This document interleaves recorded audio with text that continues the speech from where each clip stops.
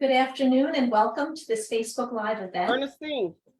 I'm Heather Kelly, supervising attorney here at Senior Law Center. And today we're going to be talking about grant families, rights and resources. And I'm thrilled to be joined by my colleague, Shartan Nelson, Executive Director of GRAM CENTRAL. Welcome, Shartan. Good morning. I'm Shartan Nelson. I'm the Director of GRAM CENTRAL Kinship Care Resource Center in the city of Philadelphia. Wonderful. So during the course of this event, we will be monitoring the chat. So please feel free to message us any questions that you have, and we'll try and get to them during the course of the presentation. To begin, I'd love to provide some general information about Senior Law Center. Senior Law Center is a nonprofit that provides free civil legal services to Pennsylvanians 60 and older via our helpline. We exist solely to seek justice for older people by using the law, educating the community, and advocating on local, state, and national levels. Senior Law Center provides legal advice, information, referrals, and brief services via our helpline, and we provide those services statewide. In certain, we are able to provide brief and extended representation on certain legal issues in the 5-county area surrounding Philadelphia. So that includes Bucks, Chester, Montgomery, and Delaware counties. Our practice areas include home ownership rights, landlord-tenant, elder abuse and financial exploitation, advanced life planning, guardianship defense, as well as family law.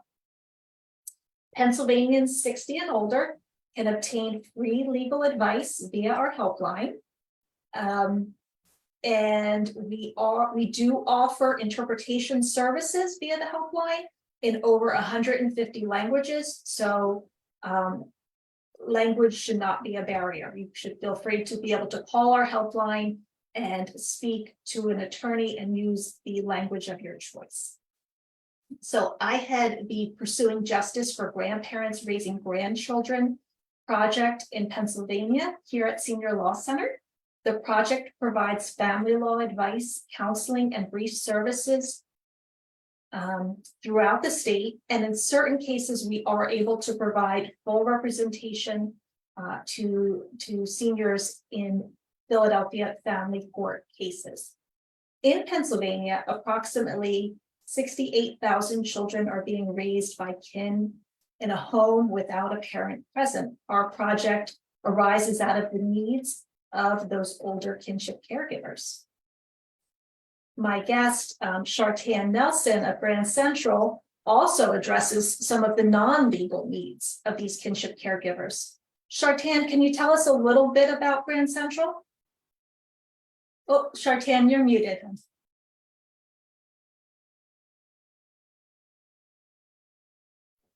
I apologize. Not a problem. Yes, so good. So GRAM CENTRAL is a nonprofit agency funded by the city of Philadelphia to provide information and referrals for primarily grandparents who are raising their grandchildren, but anybody who is taking care of somebody else's child in the city of Philadelphia. We offer not only informational sessions, educational sessions, referrals to other agencies in the city of Philadelphia, and we host presently the largest support group for families in the city of Philadelphia. Wonderful. So I think, Shartan, when we're talking about grand families or kinship caregivers, I think it's important for us to make sure that the audience at home understands what these terms mean. I know what they mean to me, and I know how I use them, and I'm sure you do the same. Can you tell us, the folks at home, what we mean by grand family or kinship caregiver? Sure. So as we talk and discuss today, and we're talking about either a grand family or kinship care family, we are talking about one and the same. Kinship care families, as defined, is a family who is caring for a child when a mother or father are unable to care for them for various reasons, for incarceration, for sickness, if there is death in the family, for various reasons. There could be for someone to take care of somebody. So if a person has the primary responsibility for caring for somebody else's child when their biological parent is absent, we consider them either a grand family or kinship caregiver. Right. And Shartan, I think it's important to recognize that a lot of these arrangements are informal, right? It's a family decision. The parent, for whatever reason, becomes unavailable, and therefore a grandparent either steps in or continues to care for the child or the children. And that decision is made within the family, correct? Yes. So there are a number of ways that families can take care of children. So the biggest one being informal, meaning that for whatever reason, your child is unable to care for their child and you become the caregiver. They leave them with you or you go and get the child, but there is no child welfare agency involved. You have just stepped into that role. So if your child is sick and you then step into the role as acting parent while your child is sick, then that is considered informal. Or a child is left with you because the parent is incarcerated or there's drug and alcohol abuse. When those children come to live with a relative, not necessarily a grandmother, it could be an aunt, an uncle, a sibling, or even someone close to the family that they consider an aunt or godparent. And those arrangements is considered informal because there is no child welfare agency involved. If it's a formal situation, that means that the Department of Human Services involved. There is some legal steps that are being taken to separate the child from the parent. In those cases, there is a social worker attached to it, the city is attached to it, and they've gone through a legal procedure to make the child present in the home. Correct. Now, and not to complicate it too much, but there's also there's the legal procedure, which is dependency, and there's also custody, which we're going to be talking about today, which formalizes some of these informal relationships. So, and I'll be talking about that a little bit later. I think it's also important to talk about, so first we want to understand that these are family members or closely or close friends of the family, a godparent who is caring for a child who is not their own, right? And the same thing, when we talk about grandparents raising grandchildren, we're kind of using that as an umbrella term, but really we're talking about kin, right? Family, closely connected individuals caring for children. So when we use those terms today, we might use them interchangeably. We just want to make sure that everybody understands we're talking about the same thing. Yes. Yeah, and we want to talk also a little bit about why kinship care is so important. We know, I mentioned in my introduction, my project was developed because of the 68,000 children who are being raised by kin in the state of Pennsylvania. We know that nationwide, there are 6 million children who live in a household headed by a grandparent. In Philadelphia, there are 17,000 children who are raised in homes where grandparents provide primary care. When a family comes to you, when a grandparent or an aunt, uncle, a kinship caregiver, if you will, comes to you, what does that typically look like? Okay. So typically families are calling or coming in directly for services because our doors are open. And they're actually looking for kinship care. So families are unaware of the multiple layers of kinship care, but they are looking for the dollars for raising someone else's child. Right. And so because these families, I'm sure, aren't anticipating the additional expense that raising a grandchildren might cause. They're maybe retired or living on a limited income, and yes, this can be a burden or a challenge. Yes. So, and that's why most of them come, because it is a challenge raising, as we all know, it's a challenge raising, even if you have your own children, notwithstanding having retired perhaps, or our older person who is on a fixed income, who's now has an additional expense of a child or children. So they are coming looking for those dollars. And so because there is no dollars for those families, it's about connecting them to the resources that could perhaps lessen their stress level, lessen the trauma that the children are under, explaining to them the importance of keeping the child in your home, that it reduces the stress, that if a child goes into the system, you know, the child then is traumatized, it is taken away from the community, it's taken away from the family. So we help connect those families to the resources that are available to them. Some Right. families come and not thinking because they're receiving maybe Social Security or a retirement, that the child is not eligible for benefits. And so it is explaining and connecting families to the resources that are out there, so that the child can stay with the family. And I think it's important just to highlight and go back over something that you said, Shartan, which is that when families are in an informal kinship care situation, they are not entitled to what we would call kinship care payments, or essentially foster care payments. They're not a foster care parent. They're not, they haven't gone through that process. The child isn't necessarily involved in DHS. They haven't been vetted as a foster care parent or a kinship care parent, and therefore they're not entitled to that stipend. Yes. Mm-hmm.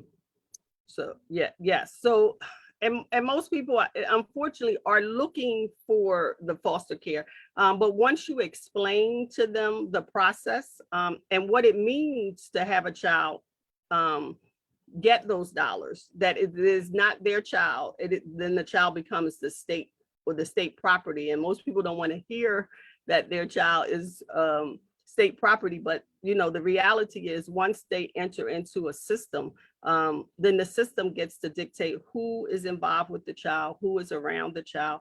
And so most families are okay with that once they know that the child can stay with them, the child can be safe. And then, so between the resources to getting them connected to maybe Pampers and diapers and the school system, the other thing is they can go through family court and get legal custody of the children. That's a little bit more in depth because people don't understand it. Because now you're talking about their bond to their child and what that means and what it means to them, you know, because a lot of families think that that takes away the parents' ability to do something or anything with the child. And so that normally takes families a little bit to wrap around their mind that this form is just to let everybody know who is involved with this child life, that you're responsible. You're responsible for enrolling them in school. You're responsible for taking them to the doctor. You're responsible for making sure they get their shots, you know. And what I say to families when they are apprehensive about getting custody of a child is that if the child falls and breaks an arm, a leg, a finger, that person cannot sign for a cast. That the only person who could sign is a biological parent. And then, you know, it causes the light bulb to go on, or a tooth extraction, you know, for dental, anything done inside of somebody's mouth, you cannot sign if you are not the biological parent. And who would want to have a child in pain in the house when you can't help them? So usually that causes a lot of families for the light bulb to come on and understand that the paper will allow them to not only care for the child, but protect the child. So families then are able to see why having custody of a child is a very necessary thing. Yeah, and custody really is one of the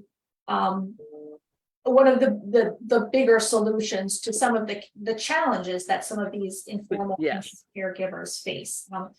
Certainly, not having the ability to make legal decisions for a child, not being able to make medical decisions, not being able to make educational decisions for the child.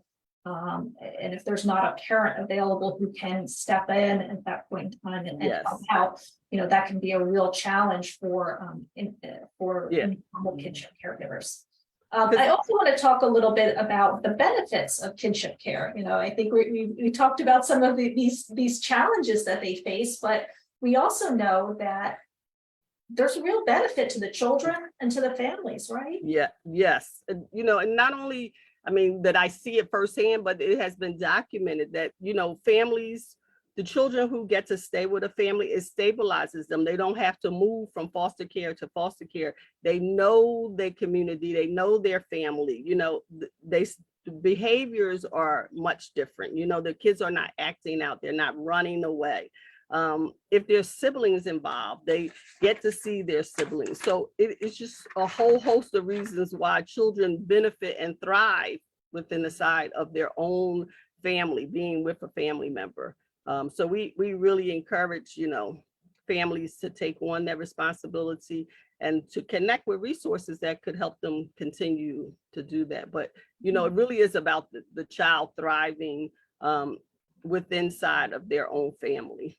Right, and we have to remember that, these children and also these kinship caregivers have been through a lot. Whatever caused this parental absenteeism is most likely a form of trauma that affected that family. And this is a time of need for caregiver and child. So, yes. And it reduces it doesn't stop the trauma that initially happened that caused the child to be with the grandparent, but it stops it from continuing to happen. They don't have to move multiple times. They don't have to learn somebody new. They don't have to learn a new community. They can stay in their own same schools. They can stay in their community. They're with family, and so all of that combined, greater stability, is thriving for both. Yeah, those stronger family connections, that stability. And I think those, like you said, those are documented. That's not just your anecdotal experience or my anecdotal experience. It's documented. It's been the outcomes for children who are in kinship care, be it formal or informal, are better than those who are in traditional foster care. Which is great. So we do have a question in the chat, and I'm gonna so it says we have okay, so what do you offer? And I know this isn't your geographical area, Shartan. What do you offer for financial money for anyone in Chester County who has legal custody of a grandchild? I could, I know I have the resource or the connection, which would be the Kin Connector, right? The Pennsylvania Kin Connector. Is that what you would recommend, Shartan? I would definitely recommend the Kin Connector for anyone in Chester County. And there is a Delaware Valley group also that I think touches Chester as well. Okay. They're out of Crozier Medical. Okay. So if they look into, I can't remember the name offhand, but I know that they're located inside of Crozier Medical. So if they reach out to them, they offer support groups. They offer some financial help to families as well. Okay. And I also know that in Chester County, there is a peer support group called Grand Family Support Group. And you can contact Deborah Willett, and we're going to put that, I think we can put that in the chat as well. So that will be easier for you to get. Okay, great. So, we talked about, some of the benefits, some of the challenges. So, in addition to the financial challenges, this can be a stressful time for a kinship caregiver. What advice or what resources or guidance do you have for a kinship caregiver who's experiencing stress? So I said earlier that we offer the largest support group of kinship care in Philadelphia, and so in that support group, the workshops, the meetings are all driven by the participants. So if there's only one person saying that they're feeling stressed, it's just one person speaking, but there are probably multiple families sitting at the table who are experiencing some type of stress. So we bring in workshops from across the city. So we have DBH, CBH, we also have nutrition classes. We have meditation, someone who comes in from the University of Penn and provides meditation for families. We do peer-to-peer. And so the workshops are, like I said, driven by the needs of the group. So whatever they need, I provide them with something. This week we're doing a sip and mock cocktails, and they're doing a painting for Valentine's Day. So it is just to help them de-stress from the holidays, de-stress from what's going on in the school district, because now we're getting closer to report card time and to, you know, parent-teacher meetings. So we're preparing them, but in order to prepare them, we have to reduce their stress level and their anxiety about entering into the school and talking to the teachers. So we help them with the digital divide, because most of the caregivers who sit at the table are over 60 years old. So we provide them with basic. So right now we're just working on the telephone. We haven't even gotten to the computer because they all want these lovely smartphones that they cannot operate, and that they, so the big thing is they created emails, or their children, grandchildren have created an email for them. But that doesn't mean anything because they don't know how to access the email. But they love to share that. So if Miss Heather, they have interaction that she said, do you have email? They say, sure, because they're so happy. But when you respond to them, they cannot respond back. They cannot check that email. And so we're just trying to get families, you know, to work in the new age. You know, during the pandemic is when we discovered that so many families had cable, but did not have internet. And so it was just getting families up to snuff so that the kids could operate at home. And so now that the kids are home and they're able to get on the internet, now we have to try to get the caregiver, you know, up to snuff so that they can also be able to interact in this new world that's not going to go away, you know. So everything is based on that. There are a number of, there are not a lot of financial resources out there, but there are some. If families are over 60 years old, they can access dollars, reimbursable dollars from PCA. So that's just one of them. Just to interrupt, that's Philadelphia Corporation for the Aging? Yes, I'm sorry, yes. And so we connect them to those dollars so that they can get it. We recently got a new grant from William Penn Foundation, which allows us to also give some monies for different things depending on what the family needs, so that no family should be out there suffering. So, you know, we recently got Pampers for a grandmother who recently took in a baby unexpectedly. So it's those unexpected things that maybe it's the middle of the month and your Social Security has already passed, you've paid your bills, and now you have a bundle of joy, but you don't have any resources. So it is really connecting them to the things that will help reduce their stress levels so that they can continue to enjoy the children in their home and meet those basic needs. So we have a food cupboard here. Families can access the food cupboard Monday through Thursday and get, you know, just local things, canned goods, some frozen items, even some cleaning supplies, depending on the day you come, you know. So we just try to meet those basic needs for families. So that's one less thing that they have to stress over. Because a lot of families come to us in September. Sometimes people have children from birth to 5. And it's not until they're 5 that they realize that that's not their child. It's when they go to enroll them in school and then they come up with their first roadblock. because you're unable to enroll a child that you've cared for 5 years into the school system. And so in September, we have a large group of families who are calling us because of that roadblock of education. They are unable to enroll a child. And so once again, we're going back to the conversation of custody and being legally responsible for the children to get them. And that, you know, brings us back full circle to some of those challenges of informal caregiving, which again, as we stated, you know, the lack of authority to make decisions. Can't make legal decisions, meaning you can't make educational decisions, enrolling a child in school. You can't sign off on medical treatment. Some of these children need mental health services because of trauma that they've experienced, and they can't get that without parental authorization or a custodian who can authorize that. Yes. And there's also, I think, in families, there are, when there isn't a custody order, sometimes there can be family dynamic issues. There can be unclear boundaries.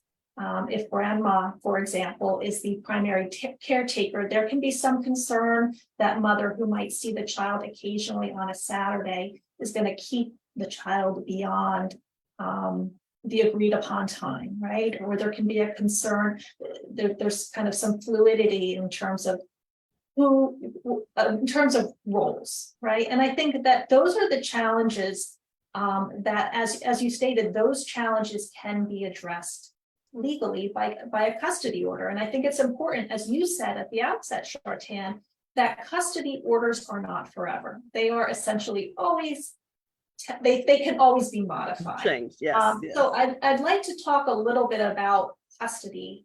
And, you know, first I want to provide a disclaimer that any information that I'm providing about custody or the custody process should not be considered legal advice. Unfortunately, I can't give legal advice via this Facebook Live. I can't do that in a public setting. I'd have to do that privately. So if you're 60 and over and you're a Pennsylvania resident, you can call our helpline and I'd be happy to speak with you. And that's regardless of whether you already have custody or if you're thinking about obtaining custody of a child in your life. So I have a question, Heather. Do you help families who are involved in the child welfare system as well as those outside the system? So we also can provide, we take calls on a wide variety of family law issues through our helpline, and that can include families who are involved in the dependency process, meaning they're involved, there's DHS involvement with their child or their grandchild. So that's we certainly can do that as well. The bulk of the cases that we have are custody cases, but we also can be involved in dependency.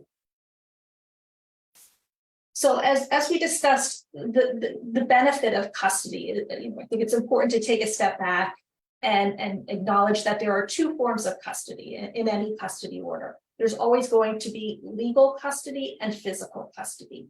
Legal custody gives a litigant the right to make legal decisions for the child, a right to determine, what medical care they're going to authorize, what educational, the right to make educational decisions. Physical custody is a determination of where the child is going to sleep, where the child is going to stay. And that can help with some of these boundaries that we talked about within the family. If there's concern that,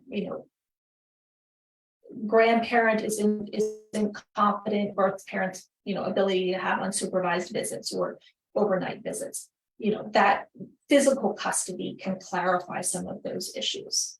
So anytime we're analyzing or looking at a custody case, the first thing we always have to do when we're talking about a third party, right, which is what we're talking about here. These are not parents. Typically, we're talking about grandparents, aunts, uncles, godmother. When we're talking about custody and there's a third party who is interested in pursuing custody, the first thing we have to look at is, do you have the right to bring a custody action, right? And that's called standing. And the standing threshold, that's one of those questions that, I spend a lot of time with clients talking about, because without standing, you don't get to the merits of the case. You have to have standing before the court will consider the merits, which in custody is best interest of the child. So there's a couple of people, a couple of situations where you have standing, where you have the right to bring a custody case. That includes parents, obviously, mother and father or same-sex parents always have the right to bring a custody action. That seems obvious, right? Then it gets a little bit more specific, right? When we talk about third parties. So the first one is in loco parentis, and basically that's just a fancy Latin term, and it means in place of the parent. And that means somebody who has assumed parental duties, is discharging those duties, and does so with the consent of the parent. So they're taking care of the child. They've been doing all the things that a parent should be doing or typically does: clothing, feeding, sheltering the child, taking care of their educational needs, and they're doing it with mother or father's consent. Okay, so that's in loco parentis. And that's typically what we see in a lot of these cases, but there are a couple other situations because sometimes maybe mom or dad doesn't consent, or maybe they're not, maybe grandparent isn't caring for the child day in and day out right away. So we need to look to two other situations. The first one applies, and these are defined statutorily, meaning they're in a statute, right? So the first one applies only to grandparents. Okay, that's the grandparent provision within the custody statute. Okay, and that gives standing to grandparents. And then there's very specific requirements. First, the relationship has to have begun with the consent of the parent. So if you're a grandparent and you never had any contact, if your child kept you estranged from the child, this provision might not apply to you. Okay. Second, you're either with consent of the parent, so you had some pre-existing relationship that the parent approved, or it began under court order. So for example, if you were involved in a DHS matter or children and youth matter years ago. Okay, and so that's step one. So the next is the grandparent has to be willing to assume or have assumed responsibility for the child. Okay, so that's step two. Obviously, that makes sense. You wouldn't be filing for custody unless you're willing to assume responsibility. And then finally, one of the following has to apply. Number one, the child has to have been declared dependent. So for example, if there was a DHS action and the child was declared dependent by a judge, if there was a dependency action and the child was declared dependent by a judge, then the grandparent would have standing. If the grandparent can establish, number two, if the grandparent can establish that the child is substantially at risk due to neglect, abuse, drug or alcohol abuse, or incapacity, that would confer standing. Okay. Or three, if the child resided within the grandparent's home for over a year and then leaves the home, the grandparent has standing for 6 more months. So that's a little bit complicated, but basically what we'll say is, let's suppose child and mom and grandmom were all living in the same house, and mom decides that she's going to move out. Grandmother has 6 months to file for custody if that's her basis for standing. Okay, after 6 months, that basis for standing is gone. So she can file based on the fact that the child had previously lived in her home for an extended period of time. Now, moving on, all third parties can establish standing. Now, it's a very heightened standard by clear and convincing evidence that they're willing to assume responsibility for the child, that they have a sustained, substantial, and sincere interest in the welfare of the child. So this is somebody who has demonstrated track record of having involvement in the child's life. This isn't just a neighbor or some random person. This is a third party, a non-grandparent who's got this sustained, meaning long-term, significant interest in the child's welfare. And neither parent has any form of control of the or care of the child. So meaning the child's not being cared for by either parent, essentially been abandoned by the parents. A third party can then claim that they have standing. Okay, so those are the situations in which a grandparent or a third party can establish standing. But that's the first step, right? So that's the first hurdle, and we have to make that determination first. Okay, have we cleared that hurdle? Once we've done that, we can look at the merits of the case. Before we get too deep in the merits of the case, we have to talk about presumption and burden of proof. Okay, burden of proof is what you have to prove in court, right? Presumption is who has to prove it, right? So in custody disputes between parents, we'll start there. If you have two parents involved in the custody dispute, the scales of justice are balanced, and they both have the same burden to show what's in the child's best interest. Whatever parent is able to tip the scales ever so slightly in their favor, meets their burden, right? Establishes what's in the best interest. In a custody dispute between a parent and a third party, there is a presumption that the parent should be awarded custody. So if you think of the scales of justice again, the balance, it's as if the balance is tipped in favor of the parents. In order to move that balance, the grandparent or that third party has to establish by clear and convincing evidence. So that's a high standard. They have to show by clear and convincing evidence that a custody award in favor of the third party, in favor of grandma, is in the best interest of the child. And I think that's really important. And I want to take a moment to really think about that and go over that, because the idea is, it's not just is mom or grandmom the better caregiver. There is a presumption in favor of mom. So grandma really has to show that there's something that makes her home a better environment for the children. And now, Shartan, taking a step back, you and I both know that most of our clients it's not that they just want to relive their mothering experience or their caregiving experience again, correct? Correct. I mean, this is not a decision that they take on easily. I mean, as we mentioned, there are some significant, as much as there are benefits to being a kinship caregiver, there are burdens as well. It is, as we discussed, there's financial burdens. There is the physical toll that it can take on an older caregiver. Yes, and even so, presently we have some young, what I consider young caregivers in their 40s, whose children are now grown. And so they thought at 40 they would be able to have a life. And so it really shifts people's lifestyle.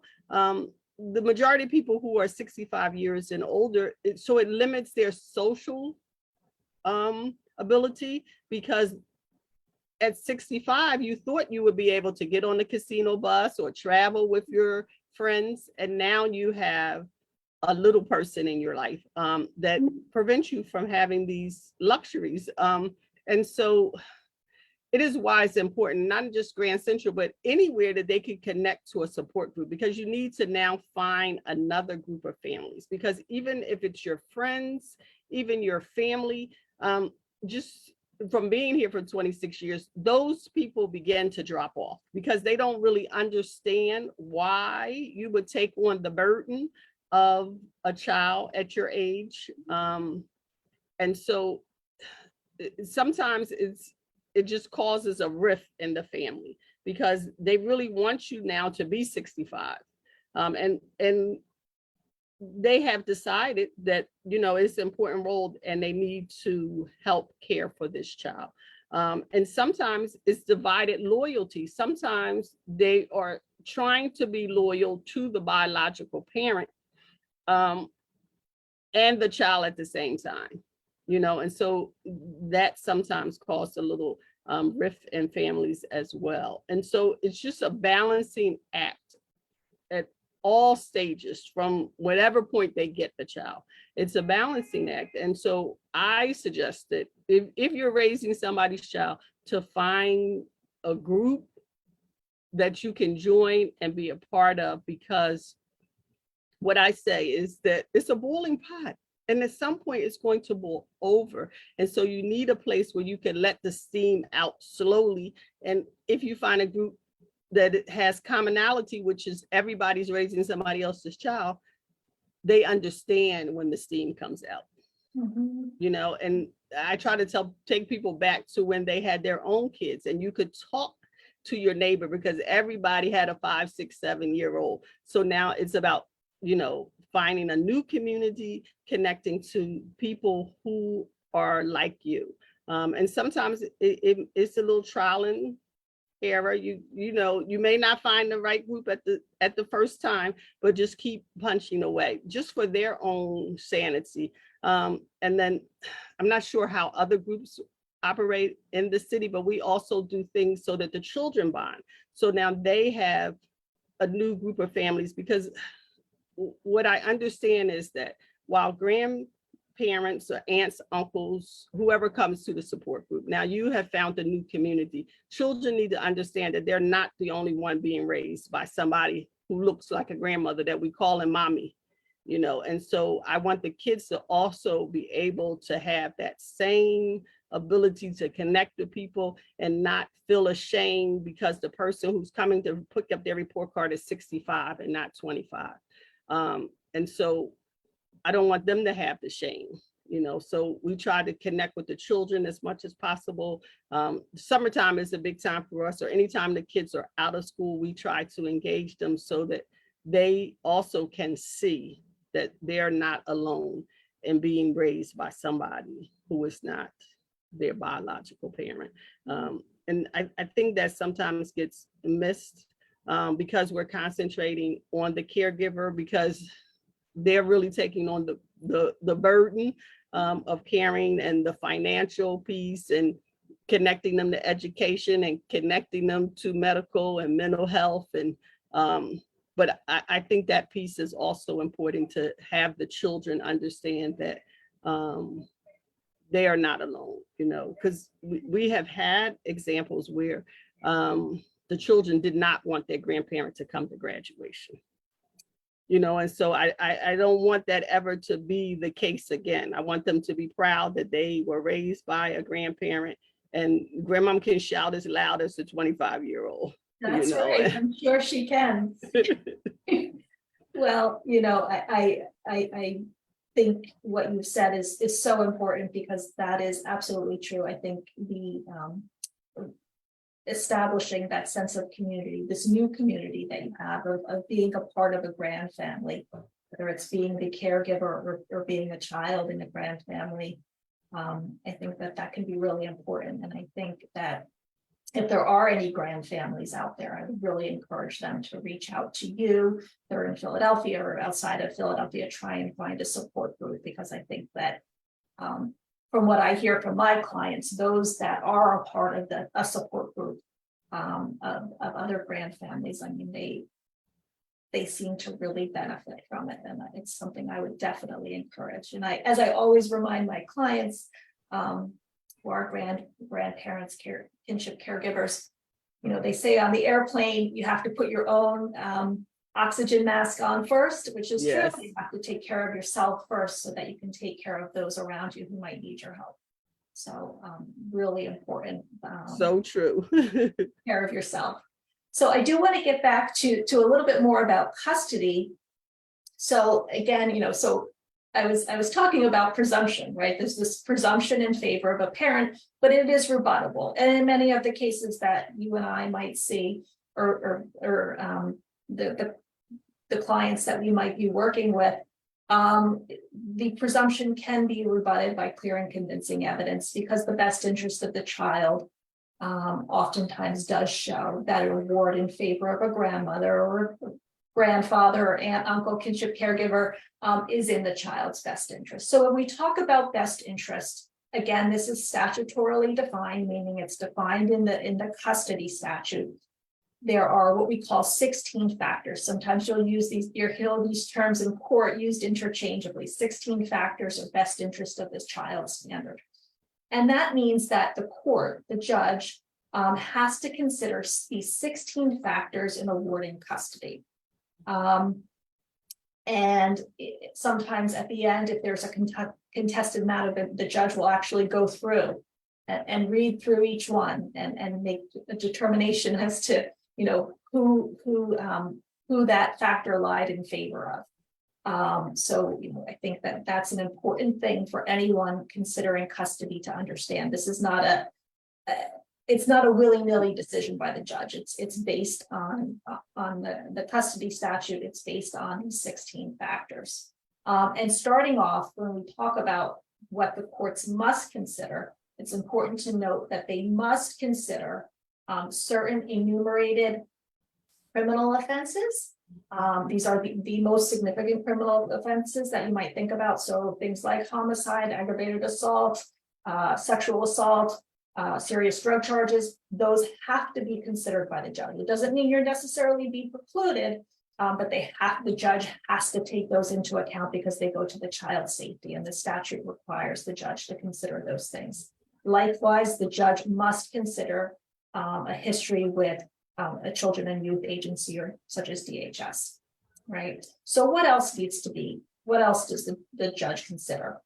Who's going to attend to the daily needs? Oftentimes, there's a demonstrated history by a grandparent that they're the ones who are attending to the child's daily needs. Is there any history of alienation? This is what I often caution my clients on, right? You don't want to alienate the other side unnecessarily, meaning you don't want to prohibit the child to see the other side out of spite. If you have a good reason to limit visitation or to limit time with the other party, that's one thing, but you don't want to alienate the other side. Well-reasoned preference of the child. And if you go to court and you do get to the stage where you're going to see a judge, and that usually happens at a second listing, not at the first listing, but at a second listing. Oftentimes, the judge will speak with the child. Usually that's done privately in chambers, and the judge will have a conversation, and the judge may or may not make a determination that the child has what's called a well-reasoned preference. That's not that, mom gives me pizza and therefore I want to go with mom, but, I feel safe and secure with grandma and therefore I want to stay with grandma. Something well-reasoned. And that's done privately, and I think that protects the child, and I think that's really for the best. I don't think everybody needs to hear what the child has to say. If counsel is present on both sides, sometimes counsel will sit in on that, but typically it's just the child and the judge. So again, the judge is going to use those 16 factors. I'm not going to go through all of them, but they're the basic factors about the safety, the stability, and who's able to care for the child, and the judge will make a determination, and that's how we analyze the case, right? So that's when you're looking at the case. So I start with standing, I start with that presumption, and then I look at the factors, and I say, okay, is this a case where that has merit? And if it does, then oftentimes we do recommend caregiver filing for custody, right? So the first step in pursuing custody is filing a complaint. I will say, if you're 60 and over and you're a Pennsylvania resident, right? If you're in Philadelphia, or a Pennsylvania resident, and you're over 60, you should really call Senior Law Center, call us, and we can talk you through not only the first part, but we can also discuss the filing of the complaint, and what kind of services and additional help that we can provide. If you are under 60 in Philadelphia and you can't afford an attorney, you can go to the help desk in the family court building at 1501 Arch. It's on the 11th floor, and I believe their hours are from noon to 3. They cannot give you legal advice at the help desk, but they can help you, give you the right forms to fill out. So if you're a younger caregiver, they can give you the right forms to fill out and get you started, tell you how to file, and provide you with information on filing your complaint.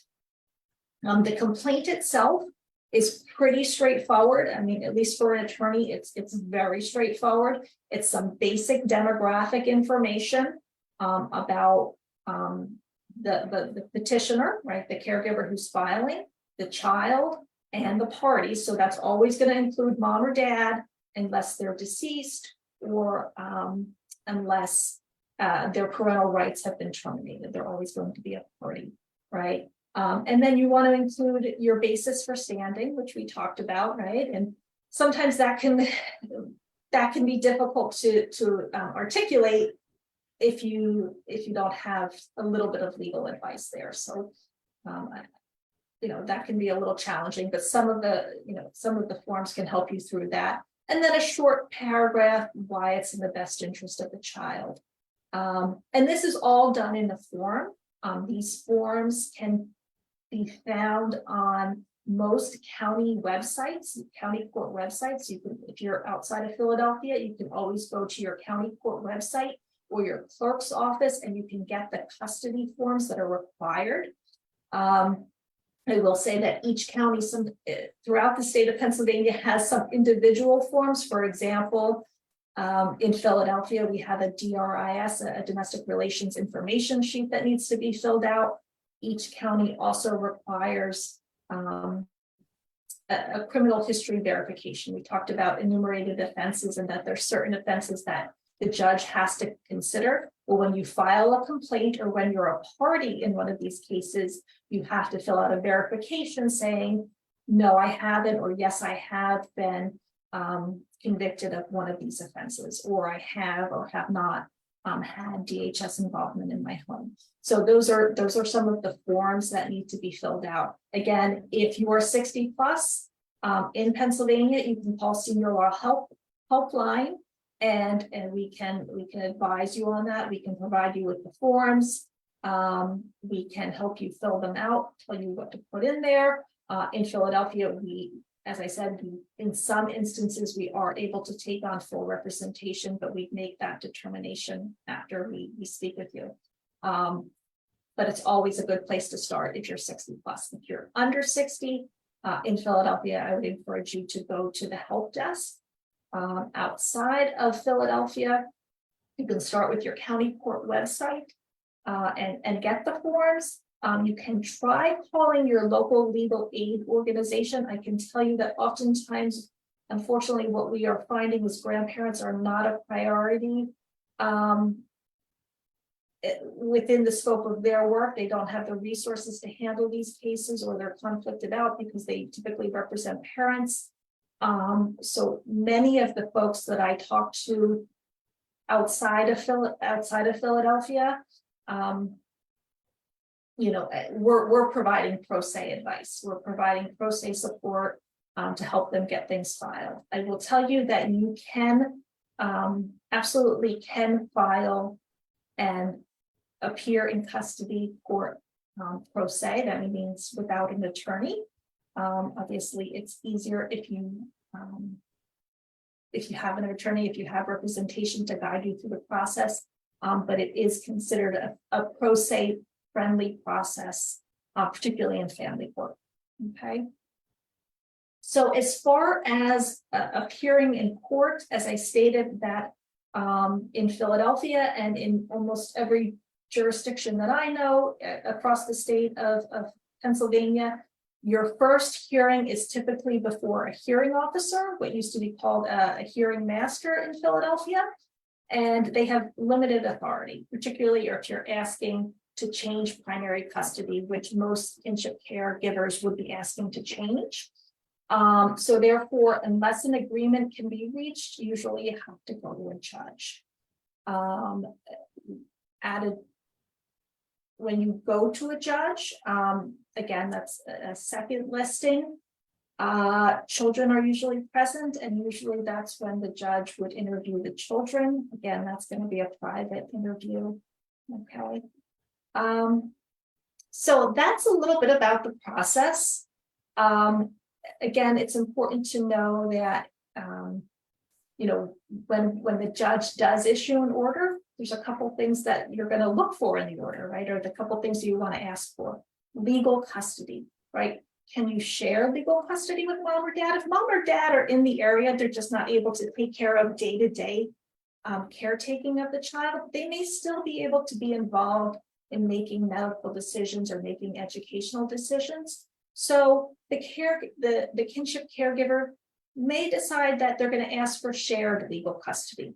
If mom or dad can't be found because of problems and they're just not able to be located, not dependable, then the caregiver may want to ask for sole legal custody, meaning they have the sole authority to make legal decisions.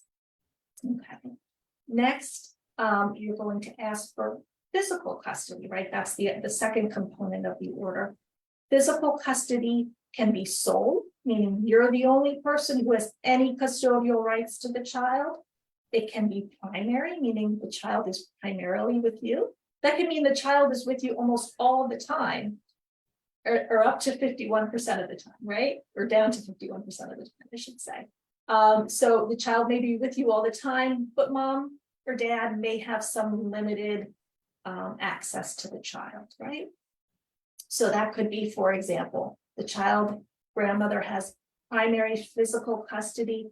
Mom has an arrangement to see the child as agreed upon by the parties, or mom has one afternoon every week or every weekend. Mom has supervised visit. Dad has overnights, you know, on the weekend or something like that. So there's a lot of different things. So grandmother would have primary physical custody, and the parent would have partial custody, and that would be defined in the order, or supervised physical custody. And again, that should be defined in the order. So that's typically what we find, what the orders look like. There may be some, depending on mom or dad's involvement, there may be some other time carved out for mom or dad on the weekends or holidays, or other arrangements made. But that's typically what we see. Again, and we talked about this earlier, but custody is always modifiable. And I think that's really important. A really important point that I want grandparents and kinship caregivers to understand. Shartan, as you mentioned, I think because of family dynamics, you know, families are always so reluctant to get the courts involved until they have to, or until they feel there's a reason to, because it can be unsettling to have to file for custody against, you know, your niece or your nephew or your own child or your child's spouse or partner. And, you know, I think there can be a real reluctance to do that. But I think it's important to know that as the situation changes and evolves, if mom or dad becomes more stabilized and they're able to take on more parental responsibilities, they can go back to court and you can get that order modified. And oftentimes, I know from my perspective, Shartan, I don't know, you know, your conversations with your clients, many of my clients would be very happy if things stabilized with mom or dad and the child was able to have more time. Yes. Or even go back and live with mom and dad. I mean, that's their hope, because they know they're not going to be able to, you know, they may not be able to take care of the child forever. Yes, so true. And people like to hear that they can, that it's not a permanent document, that you know, that you can change. It's fluid. And so as your relationship changes and grows, you can always go back to the court and modify the order. So that's a big thing for families. I just have one question, Heather. You said there are 16 points. Is that also considered in under custody visitation? You understand? Okay, so Am I that's saying that correctly? right. So that's an important something I should point out is that technically in Pennsylvania, we don't have visitation. There's no visitation provision within the custody statute. What we have is partial custody. Okay, so if mom or dad, let's say things are going well and grandma now is saying, okay, well, I want to see my grandchildren. I want to see them every weekend or every other weekend. I want visitation. Well, it's no longer, it's not visitation, it's really partial custody. And that's just the term. I think if you said visitation, everybody knows what you're talking about. I just want them to hear it from you, Heather, because I say that and they're like, what? I'm like, it's all custody. Yes, it's all custody. I know what you're talking about if you say visitation, but yes, technically the legal term is custody, partial custody. Yes. Even if you see your child for 2 hours every other weekend, it's custody, partial custodial time. That is your time under the law. Good point, Shartan. Thank you. Thank you. So we're coming up on an hour. It's hard to believe that we've used I know time. So before we wrap up, Shartan, I'd love to hear if you have any final thoughts, any last words of wisdom for caregivers out there. Okay, I would just say, listen, there is so many of you out there, and I know that even between the two of us, we can't touch everybody, but I just want to say there is good news. There are agencies now pulling together to make things happen for kinship caregivers and grand families. So I would say reach out to Grand Central, and we will try to connect you to all those agencies that are wanting to do something for grand families. Do not try to be on an island by yourself. Get help, get resources, connect to the resources that are out there. And I tell people all the time, if you don't connect with the resources will dry up and they will believe that you can be an island by yourself. So don't try to be one, reach out for help. And so that people understand that the need for help for the families, because if you don't raise your hand, we don't know you're out there, we don't know your needs. So I would say, please reach out to Grand Central Senior Law Center and try to be connected with the resources that are out there. We want to help. We're here to help. Absolutely. I would agree. I mean, I think that is my parting thought as well. We can't meet your need unless we know about it. So please reach out.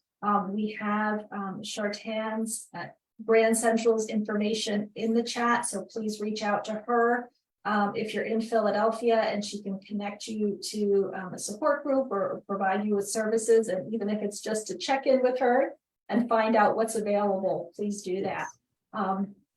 If you have questions about custody, even general questions, and you want to chat, please call the Pennsylvania Senior Law Helpline if you are 60 and over and a Pennsylvania resident. That's the only requirement.